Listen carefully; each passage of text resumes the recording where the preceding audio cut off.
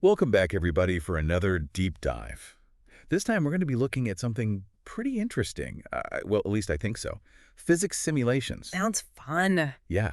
And not just that, but how they can be used for open educational resources, which we've talked about on the show before, of course, Yeah, but right. that's always good to cover them from different angles.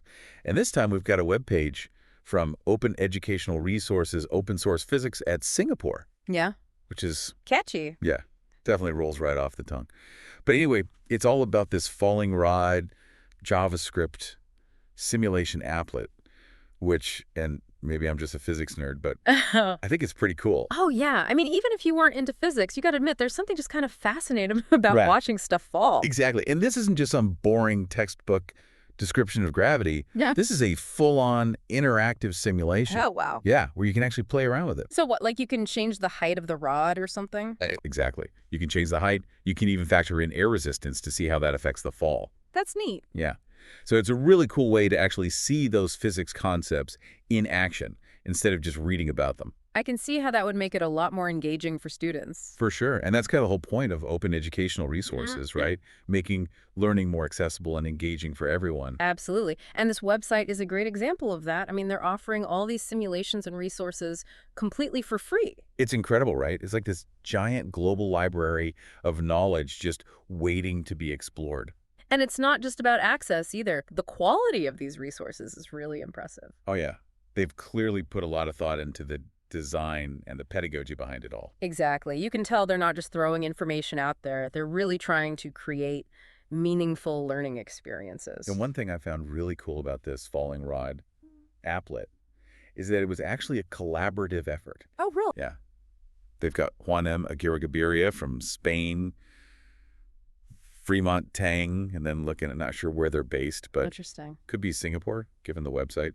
But anyway, it just shows how OERs can bring people together from all over the world. It's a really cool example of global collaboration and knowledge sharing. Definitely. And this is just one simulation on this website. They have a whole bunch of others on all sorts of different physics concepts. Like what? Well, they've got one called Mini Magnetic Golf Game, which sounds super fun. Mini golf. Yeah. How does that tie into physics? Well, it's all about magnetism, obviously. But they have gamified it so you can learn about magnetic forces while you're trying to get that hole-in-one. That's clever. Right. And they've got simulations on optical illusions. Oh, wow. Virtual labs for biology experiments. It's amazing the variety they've managed to put together. So it's not just physics. Nope. They've got stuff on all sorts of different subjects. But we'll dive more into that in the next part of our deep dive. Sounds good. Okay, so we've seen just how much this one web page with the falling rod simulation opens up to a whole world of educational resources. But let's take a closer look at some of the other simulations they have on the site. Like this one, Earth and Bar Magnet, JavaScript, HTML5, Applet Simulation Model. Oh, yeah. Magnets in the earth. Magnets in the Earth. You know what's not to love, Uh-huh. Right. but But what do you think it covers? I'm guessing, but I'm pretty sure it's about the Earth's magnetic field. And you know how it interacts with just a simple bar magnet? It's kind of a cool concept when you think about it. Yeah. Yeah, I mean, it's one of those things that we learn about in school, but it's hard to really picture, like magnetic fields. You can't actually see them. Totally. So to have a simulation where you can actually visualize it, Oh, that makes sense. that'd be pretty helpful for understanding, I think. Yeah, for sure. And it's not even just that one simulation. They've got another one called Bar Magnet Field Line Simulator JavaScript Simulation, Applet HTML5. So they're really giving learners different ways to kind of approach and understand Oh, that's... magnetism, yeah. Yeah, because if you can see it from different angles, Right. you get a better... It's like getting a 360 view of the concept. Exactly. And then, of course, they had to have the Mini Magnetic Golf Game JavaScript Simulation, Applet HTML5. Because who doesn't love a little mini golf? I mean, I do. But what's mini golf got to do with magnets? Well, you use magnets to control the ball. I see. So you're learning about magnetic forces while you're playing. That's a fun way to learn. Right. And it's not just about making it fun, though. That's definitely a bonus. Yeah. There's a method to the madness. Yeah. Studies have shown that when we're having fun, our brains are actually more receptive to learning. Really? Yeah. We remember things better. We make connections more easily. So it's not just a gimmick. Yeah. It actually has a scientific basis. Huh. So learning doesn't have to be all serious and boring. Nope, not at all. Who knew? Okay, but enough about magnets for now, although they are pretty awesome. There's another simulation that really caught my eye. 3D Mirage JavaScript simulation. Applet HTML5. Mirages. Oh, like optical illusions. Exactly. So that's physics meeting. Physics meeting visual perception, yeah. Very cool. And it makes me think of, being out in the desert Uh-huh. and you see those shimmering pools of water Right. that aren't actually there. That's always trippy. Yeah. So this simulation lets you actually play around with the conditions that create mirages. Oh, really? Yeah, so you can see how temperature gradients and air density affect how light bends and all that. So you're not just passively watching a mirage, Right. you're actually like experimenting with how they're made. Exactly. And that's what I think is so cool about all these simulations is that they give you that hands-on experience. Yeah, it's like a virtual lab. Exactly. Speaking of which, what other simulations do they have? Oh, man, so many.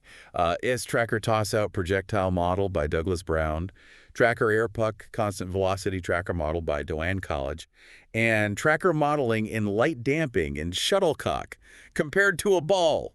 Wow, they love their tracker models. They really do. It's like a whole series. Yeah. But I think it's a really clever way to connect physics concepts to real-world examples. Yeah. Instead of just talking about projectiles in the abstract, Right. you can actually see how they behave in different situations. Yeah, and they can even track the motion and create graphs and all sorts of data visualizations. Pretty neat stuff. That's cool. So they're really covering a lot of ground with these simulations. Yeah, and it's not just physics. There's antibiotic resistance dice simulation, Wow. transpiration virtual lab factors affecting transpiration virtual lab, control, plastic bag, fan, lamp, and heater in 3 hours. So like biology and stuff too. Yeah, so it's really this interdisciplinary approach to learning. I like it. Me too. It breaks down those artificial barriers between subjects. Right. And I think that's one of the things that makes OER so powerful. They're really about making knowledge accessible to everyone. Yeah, it's like democratizing education in a way. Exactly. And we're back.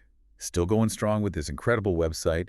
We've seen physics simulations, virtual labs, even some biology and public health stuff. But hold on to your hats, folks, because now we're entering the world of symmetry. Symmetry. Okay. I wasn't expecting that. Uh-huh. Right. It's a little different from everything else we've been talking about. It might seem that way, but remember, OERs are all about, making connections. And this website really embraces that. They've got simulations on all sorts of different topics, including symmetry. And they've actually got a bunch of different ones on symmetry, too. Really? Yeah, like first off, we got symmetry block JavaScript, HTML5 applet simulation model. Pretty basic title there. Yeah. But then there's chapter 1, mirror, mirror on the wall. Who is the most symmetrical of them all? Symmetry shaped JavaScript, HTML5 applet simulation model. Well, that's a mouthful. Right. But it definitely catches your attention. It does. And I bet it uses mirrors to explore the concept of symmetry. Makes sense. I mean, mirrors are all about reflections, right? Exactly. So it's a really visual way to, understand symmetry. And then they have symmetry letter JavaScript, HTML5 applet simulation model. So it's not just shapes, but letters too. Interesting. Yeah. Like think about the letter A. Oh, yeah, it's symmetrical. Totally. Yeah. So they're showing how symmetry is even in the letters we use every day. Cool. So it's not just some abstract concept. It's all around us. Exactly. But wait, there's one more symmetry simulation I got to mention. Factors affecting photosynthesis, JavaScript, HTML5, applet simulation model. Hold on. Photosynthesis. What does that have to do with symmetry? Absolutely nothing. But that's kind of what I love about this website is they just throw in all sorts of different topics, even if they don't necessarily fit together perfectly. Well, hey, more knowledge the better, right? Right. And photosynthesis is a pretty important topic, so why not have a simulation on it? True, true. So, besides all the symmetry and photosynthesis, what else did you find? Oh man, we're just scratching the surface here. There's amazing pendulum wave effect, JavaScript model simulation, applet HTML5, which I'm kind of curious about. Me too. What do you think it is? No idea. But it sounds cool. And then there's simple electric circuit JavaScript simulation, applet HTML5, and AC or DC appliances JavaScript simulation, applet HTML5. So more physics stuff. Yep. They seem to really love their physics simulations on this website. Which makes sense. It's a pretty visual subject, so simulations are a good fit. Totally. And then just to mix things up a bit, there's graphs of quadratic functions of the form, plus Marais XA, XB, self-assessment, HTML5 JavaScript simulation model. Algebra. Wow, they really do have a bit of everything. They really do. And it's not even just the simulations themselves. They have all these resources for teachers, too, like workshops and presentations, and even a whole section on gravity physics by inquiry. Oh, wow. So they're not just creating the content, but they're also helping teachers use it effectively. Exactly. Which is super important because what good is all this amazing content if teachers don't know how to incorporate it into their classrooms? Right. So it's really like a whole ecosystem they've built around these OERs. Totally. And it just shows how powerful open educational resources can be. They can make learning more accessible, more engaging, more collaborative. Yeah, they can really transform education. Absolutely. And with that, I think it's time to wrap up our deep dive. We've gone from a falling rod simulation to a whole world of free educational resources. It's amazing to see how much is out there just waiting to be explored. It really is. And that's what we hope you'll do. Go out there, explore these OERs, and discover the power of learning for yourself.